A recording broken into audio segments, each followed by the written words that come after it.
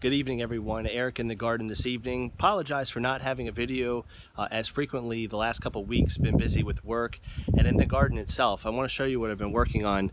So far things are looking pretty good. I've had some black spot creep up a little bit here over the last couple weeks, so trying to get that under control, but it's just amazing how quickly weeds can take over.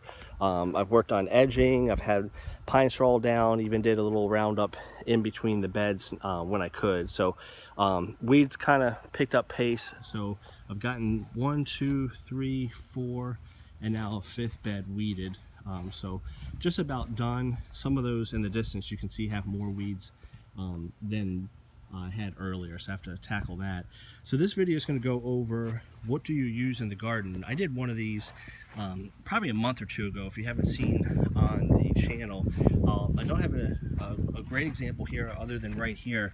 This type of tool, very effective at getting weeds up. You just stick it down into the ground and it'll actually pop them up right like that. I'm recording with one hand.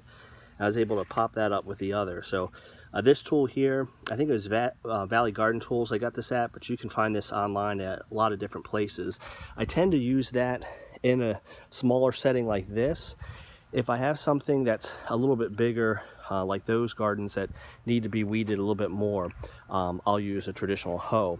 Another tool that I like to use in the garden, especially if I don't want to bend over, my daughter actually won this at a Rose Society show when we lived up in Syracuse. This is very nice.